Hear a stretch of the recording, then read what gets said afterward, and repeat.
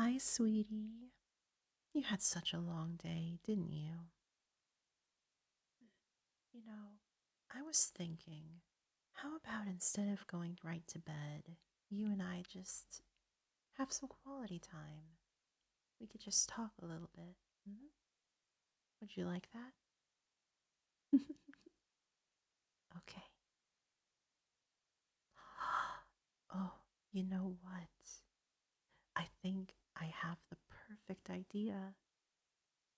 Here, I am going to read you a story. I know you're a bit old for that, but hey, it could be fun. And I've got one that I know you will absolutely love. Does that sound nice, sweetheart? Okay. Excerpt from a local newspaper. Ominous unknown killer is still at large. After weeks of unexplained murders, the ominous unknown killer is still on the rise. After little evidence has been found, a young boy states that he survived one of the killer's attacks and bravely tells his story. I had a bad dream, and I woke up in the middle of the night, says the boy. I saw that for some reason the window was open, even though I remembered it being closed before I went to bed. I got up and shut it once more. Afterwards, I simply crawled under my covers and tried to go back to sleep. That's when I had a strange feeling, like someone was watching me. I looked up and nearly jumped out of my bed. There, in the little ray of light illuminating from between my curtains, were a pair of two eyes. These weren't regular eyes, they were dark, ominous eyes. They were bordered in black and just plain out terrified me. That's when I saw his mouth, a long, horrendous smile that made every hair on my body stand up. The figure stood there, watching me. Finally, after what seemed like forever, he said it. A simple phrase, but said in a way only a madman could speak. He said, "Go to sleep." I let out a scream. That's what sent him at me. He pulled up a knife, aiming at my heart. He jumped on top of my bed. I fought him back. I kicked. I punched. I rolled around, trying to knock him off me. That's when my dad busted in. The man threw the knife. It went into my dad's shoulder.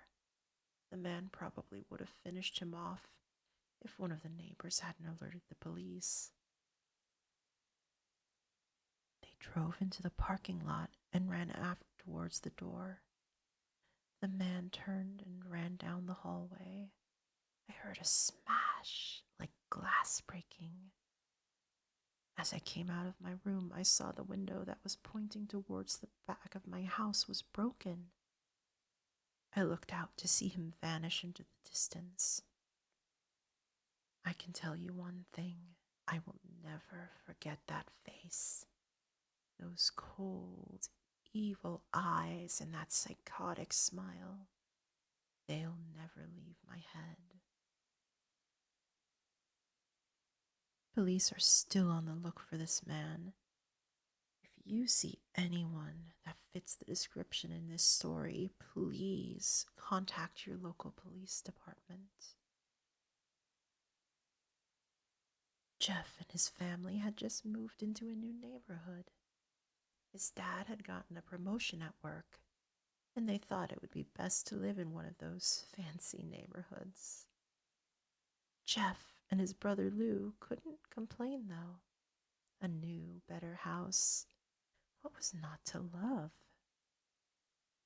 As they were getting unpacked, one of their neighbors came by. Hello, she said. I'm Barbara. I live across the street from you. Well, I just wanted to introduce myself and to introduce my son. She turns around and calls her son over. Billy, these are our new neighbors. Billy said hi and ran to play in the backyard. Well, said Jeff's mom, I'm Margaret, and this is my husband, Peter, and my two sons, Jeff and Lou. They each introduced themselves, and then Barbara invited them to her son's birthday. Jeff and his brother were about to object, but their mother said that they would love to.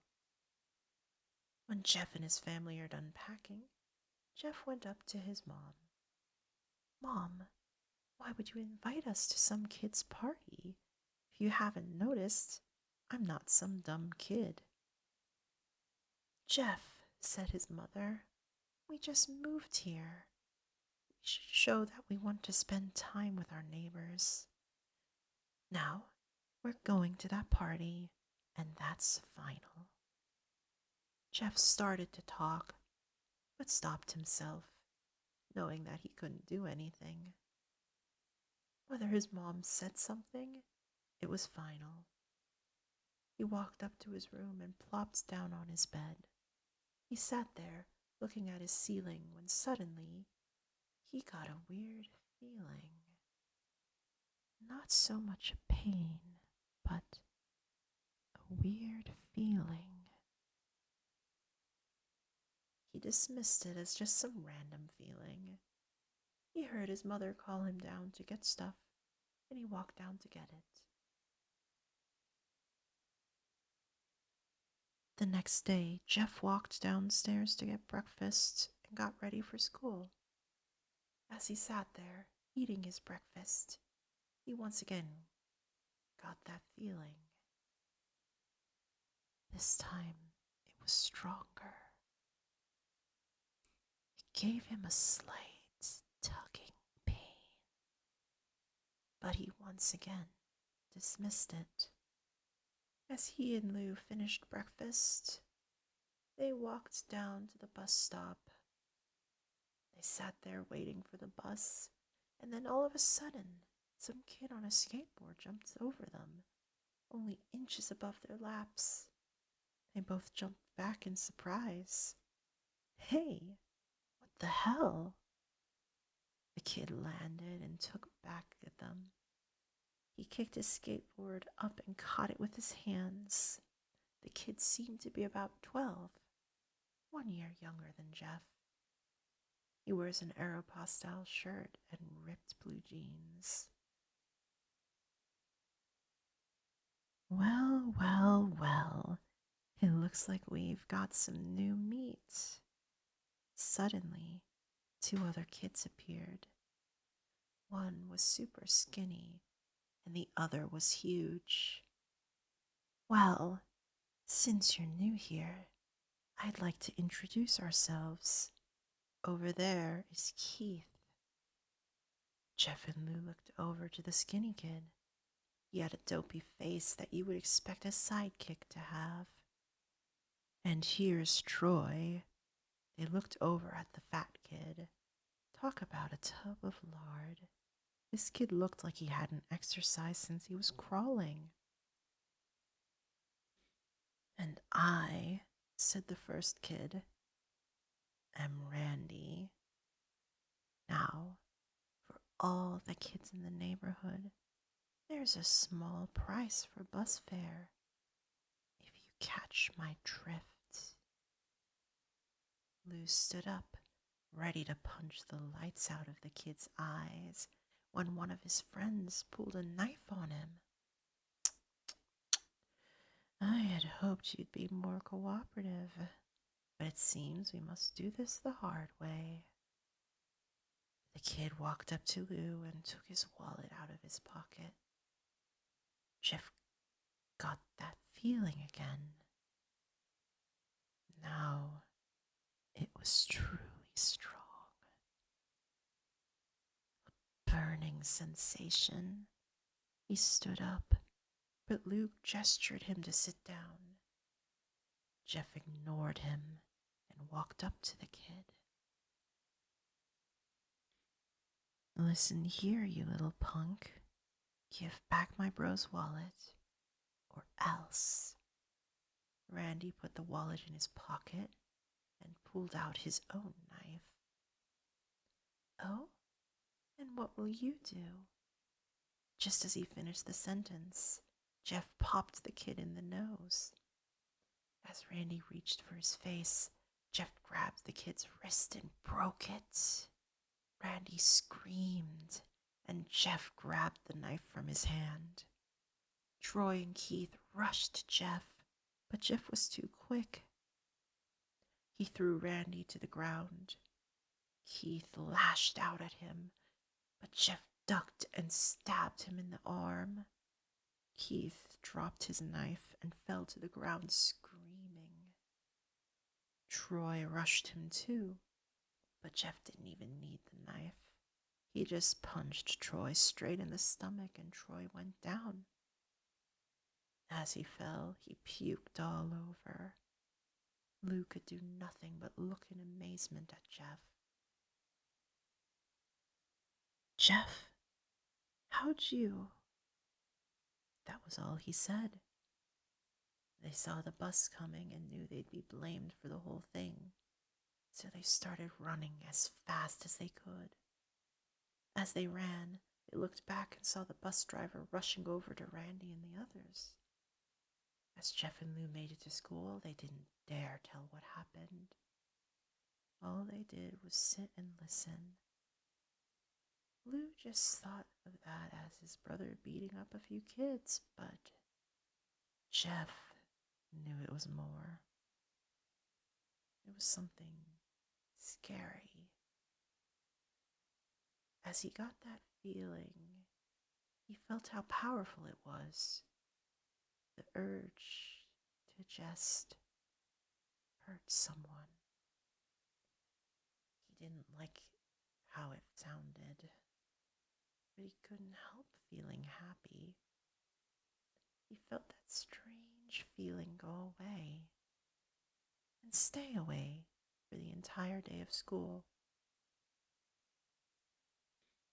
Even as he walked home, due to the whole thing near the bus stop, and now he probably won't be taking the bus anymore. He felt happy. He got home. His parents asked him how his day was, and he said, in a somewhat ominous voice, "It was a wonderful day." Next morning, he heard a knock at his front door. He walked down to find two police officers at the door, his mother looking back at him with an angry look. "Jeff, these officers tell me that you attacked 3 kids, that it wasn't regular fighting. They were stabbed. Stabbed, son." Jeff's gaze fell to the floor, showing his mother that it was true. "Mom, they were the ones who pulled the knives out on me and Lou." "Son," said one of the cops, "we found 3 kids, 2 stabbed, 1 having a bruise on his stomach, and we have witnesses proving that you fled the scene. Now, what does that tell us?" Jeff knew it was no use. He could say him and Lou had been attacked, but there was no proof of it. There was no proof it was not them who attacked first. They couldn't say they weren't fleeing because, truth be told, they were. So Jeff couldn't defend himself or Lou. "Son, call down your brother." Jeff couldn't do it since it was him who beat up all the kids. "Sir, it it was me. I was the one who beat up the kids. Lou tried to hold me back, but he couldn't stop me." The cop looked at his partner, and they both nodded. "Well, kid, looks like a year in juvie." "Wait," says Lou. They all looked up to see him holding a knife. The officers pulled their guns and locked them on Lou. It was me. I beat up those little punks. Have the marks to prove it. He lifted up his sleeve to reveal cuts and bruises, as if he was in a struggle. Son, just put the knife down, said the officer. Lou held up the knife and dropped it to the ground. He put his hands up to walk over to the cops. No, Lou, it was me. I did it. Jeff had tears running down his face. Poor bro, trying to take the blame for what I did. Well, take me away. The police led Lou out of the patrol car. Lou, tell them it was me. Tell them. I was the one who beat up those kids. Jeff's mother put her hands on his shoulders. Jeff, please, you don't have to lie. We know it's Lou. You can stop. Jeff watched helplessly as the cop car speeds off with Lou inside. A few minutes later, Jeff's dad pulled into the driveway, seeing Jeff's face and knowing something was wrong. Son, what is it? Jeff couldn't answer. His vocal cords were strained from crying. Instead, Jeff's mother walked his father inside to break the bad news to him as Jeff wept in the driveway. After an hour or so, Jeff walked back in on the house, seeing that his parents were both shocked, sad, and disappointed. He couldn't look at them. He couldn't see how they thought of Lou when it was his fault. He just went to sleep, trying to get the whole thing off his mind. 2 days went by with no word from Lou at JDC. No friends to hang out with.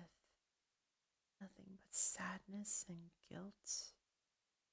That is until Saturday, when Jeff woke up by his mother with a happy, sunshiny face.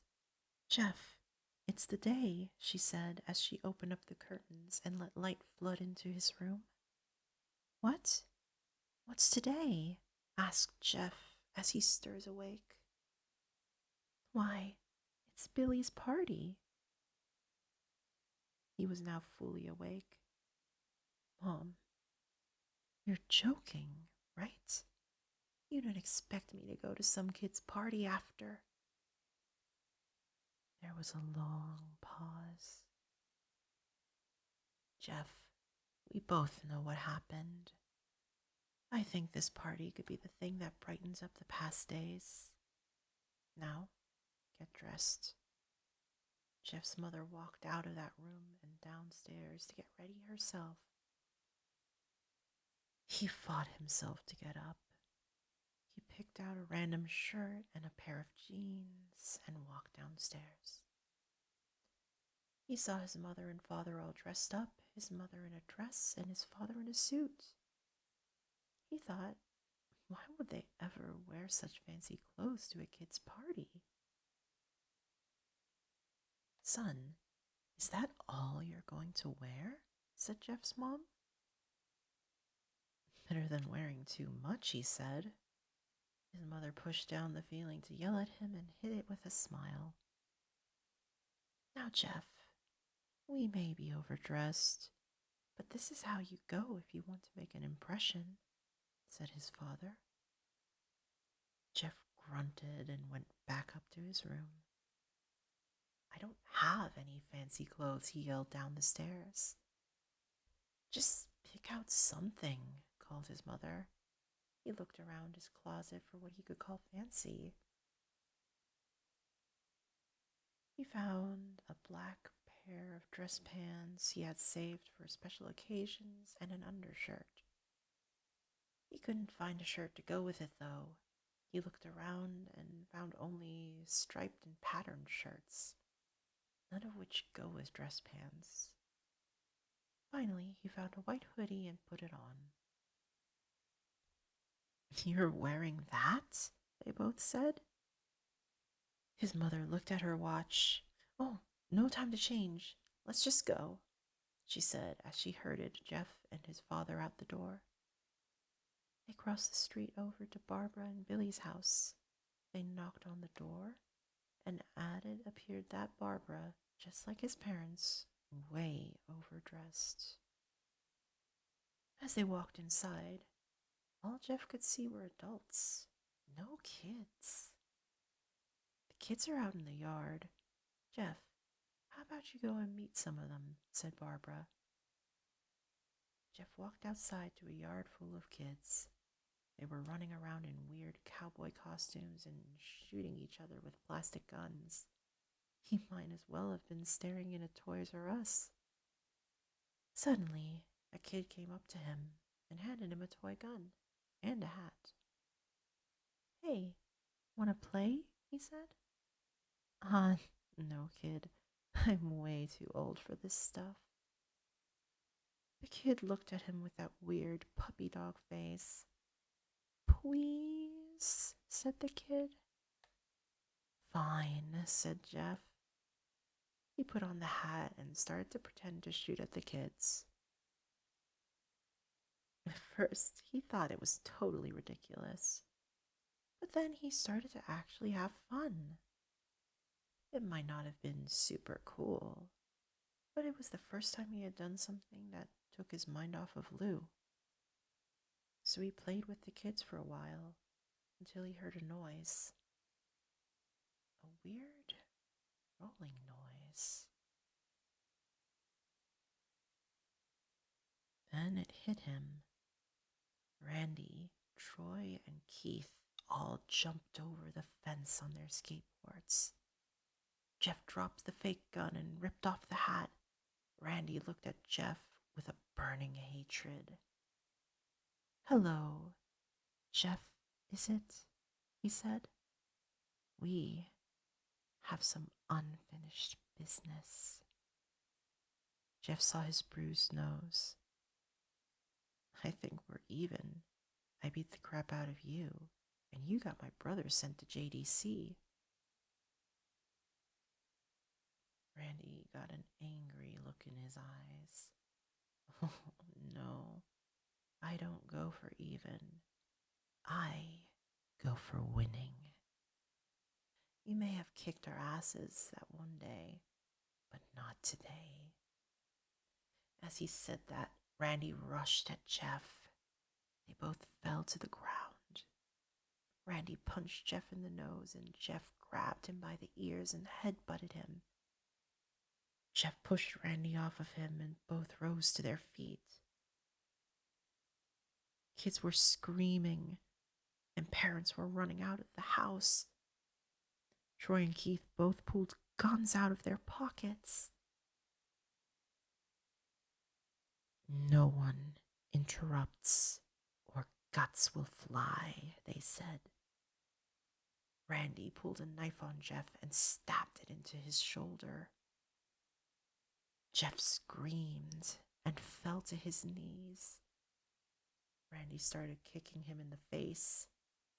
After 3 kicks, Jeff grabs his foot and twists it, causing Randy to fall to the ground. Jeff stood up and walked towards the back door. Troy grabbed him. Need some help? He picks Jeff up by the back of the collar and throws him through the patio door. As Jeff tries to stand, he's kicked down to the ground. Randy repeatedly starts kicking Jeff until he starts coughing up blood. Come on, Jeff, fight me. He picks Jeff up and throws him into the kitchen. Randy sees a bottle of vodka on the counter and smashes the glass over Jeff's head. Fight! He throws Jeff back into the living room. Come on, Jeff. Look at me. Jeff glances up, his face riddled with blood. I was the one who got your brother sent to JDC. And now you're just gonna sit here and let him rot in there for a whole year. You should be ashamed. Jeff starts to get up. Oh, finally, you stand and fight. Jeff is now to his feet, blood and vodka on his face. Once again, he gets that strange feeling, the one which he hasn't felt for a while. Finally, he's up, says Randy as he runs at Jeff. That's when it happens. Something inside Jeff snaps. His psyche is destroyed. All rational thinking is gone. All he can do is kill. He grabs Randy and pile drives him to the ground. He gets on top of him and punches him straight in the heart. The punch causes Randy's heart to stop. As Randy gasps for breath, Jeff hammers down on him. Punch after punch. Blood gushes from Randy's body until he takes one final breath and dies. Everyone is looking at Jeff now. The parents, the crying kids, even Troy and Keith, although they easily break from their gaze and point their guns at Jeff. Jeff sees the guns trained on him and runs for the stairs. As he runs, Troy and Keith let out fire on him, each shot missing. Jeff runs up the stairs. He hears Troy and Keith follow up behind. As they let out their final rounds of bullets, Jeff ducks into the bathroom. He grabs the towel rack and rips it off the wall. Troy and Keith race in, knives ready. Troy swings his knife at Jeff, who backs away and bangs the towel rack into Troy's face. Troy goes down hard, and now all that's left is Keith. He's more agile than Troy, though, and ducks when Jeff swings the towel rack. He dropped the knife and grabbed Jeff by the neck. He pushed him into the wall. A thing of bleach fell down on top of him from the top shelf. It burned both of them, and they both started to scream. Jeff wiped his eyes as best as he could. He pulled back the towel rack and swung it straight into Keith's head. As he lay there, bleeding to death, he let out an ominous smile. "What's so funny?" asked Jeff. Keith pulled out a lighter and switched it on. "What's funny," he said, "is that you're covered in bleach and alcohol." Jeff's eyes widened as Keith threw the lighter at him. As soon as the flame made contact with him, the flames ignited the alcohol in the vodka. While the alcohol burned him, the bleach bleached his skin. Jeff let out a terrible screech as he caught on fire. He tried to roll out the fire, but it was no use. The alcohol had made him a walking inferno. He ran down the hall, and he fell down the stairs. Everybody started screaming as they saw Jeff, now a man on fire, drop to the ground, nearly dead. The last thing Jeff saw was his mother and the other parents trying to extinguish the flame. That's when he passed out. When Jeff woke, he had a cast wrapped around his face. He couldn't see anything, but he felt a cast on his shoulder and stitches all over his body. He tried to stand up, but he realized that there was some tube in his arm. When he tried to get up, it fell out, and a nurse rushed in. I don't think you can get out of bed just yet, she said, as she put him back in his bed and reinserted the tube. Jeff sat there with no vision, no idea what his surroundings were. Finally, after hours, he heard his mother. Honey, are you okay? She asked. Jeff couldn't answer, though. His face was covered, and he was unable to speak. Oh, honey, I have great news. After all the witnesses told the police that Randy confessed to trying to attack you, they decided to let Lou go.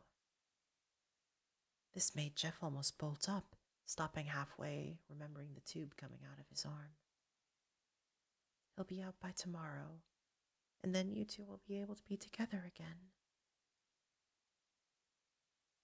Jeff's mother hugs Jeff and says her goodbyes. The next couple of weeks were those where Jeff was just visited by his family. Then came the day where his bandages were to be removed. His family were all there to see it, what he would look like. As the doctors unwrapped the bandages from Jeff's face, everyone was on the edge of their seats. They waited until the last bandage holding the cover over his face was almost removed. Let's hope for the best, said the doctor. He quickly pulls the cloth, letting the rest fall from Jeff's face. Jeff's mother screams at the sight of his face. Lou and Jeff's dad stare awestruck at his face. What? What happened to my face? Jeff said. He rushed out of bed and ran to the bathroom. He looked in the mirror and saw the cause of the distress. It was horrible. His lips were burned to a deep shade of red. His face was turned to a pure white color, and his hair singed from brown to black. He slowly put his hand to his face. It had a sort of leathery feel to it now. He looked back at his family, and then back at the mirror. Jeff, said Lou, it's not that bad. Not that bad, said Jeff. It's perfect. His family were equally surprised. Jeff started laughing uncontrollably. His parents noticed that his left eye and hand were twitching. Um, Jeff, are you okay? Okay. I've never felt more happy. Look at me. This face goes perfectly with me. He couldn't stop laughing. He stroked his face, feeling it, looking at it in the mirror. What caused this? Well, you may recall that when Jeff was fighting Randy, something in his mind, his sanity, snapped. Now he was left as a crazy killing machine. That is, his parents didn't know. Doctor, said Jeff's mom, is my son all right, you know, in the head? Yes. This behavior is typical for patients that have taken very large amounts of painkillers. If his behavior doesn't change in a few weeks, bring him back here and we'll give him a psychological test. Thank you, doctor. Jeff's mother went over to Jeff. Jeff, sweetie, it's time to go. Jeff looks away from the mirror, his face still formed into a crazy smile. Okay, Mommy. His mother took him by the shoulder and took him to get his clothes. This is what came in, said the lady at the desk. Jeff's mom looked down to see the black dress pants and white hoodie her son wore. Now they were clean of blood and now stitched together. Jeff's mother led him to the room and made him put his clothes on. Then they left, not knowing that this was her final day of life. Later that night, Jeff's mother woke to a sound coming from the bathroom. It sounded as if someone was crying.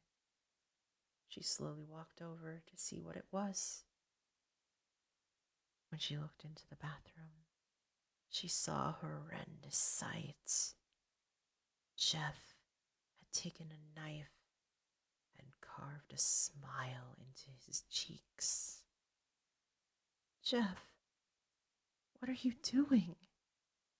Asked his mother. Jeff looked over at his mother. I couldn't keep smiling, Mommy. It hurt after a while. Now I can smile forever. Jeff's mother noticed his eyes ringed in black.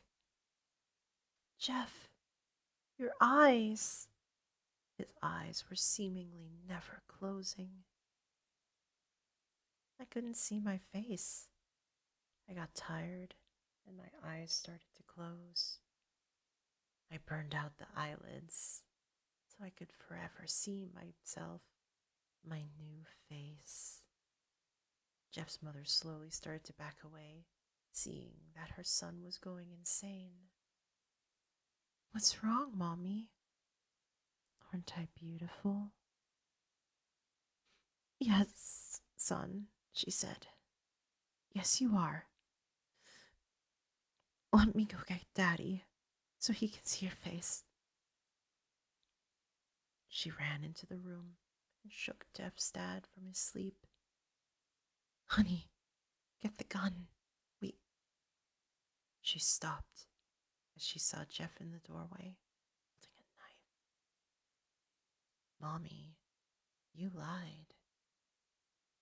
That's the last thing they hear as Jeff rushes them with the knife, gutting both of them. His brother Lou woke up, startled by some noise. He didn't hear anything else, so he just shut his eyes and tried to go back to sleep.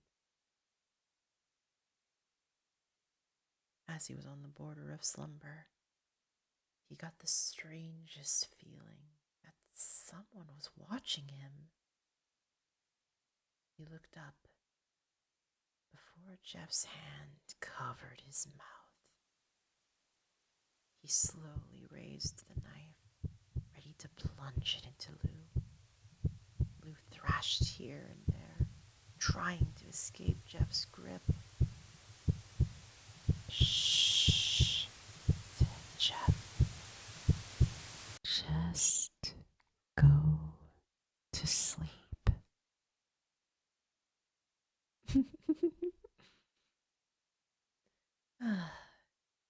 You always loved that story, didn't you? But it's really getting late now, isn't it? So I think maybe it's time for you to go to sleep. Good night. See you in the morning.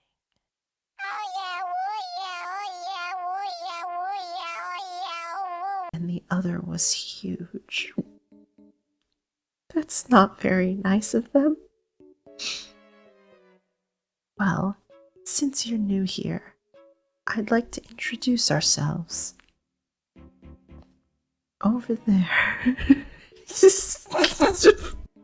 Fuck. Okay, I'm gonna cut this part out. I'm gonna cut this part out. I'm gonna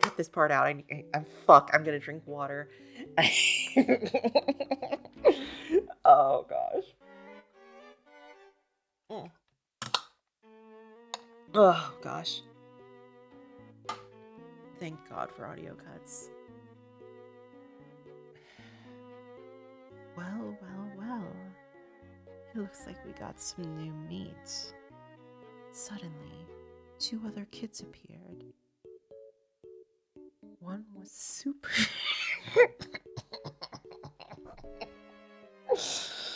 Oh god. Oh god. Mm. Oh gosh.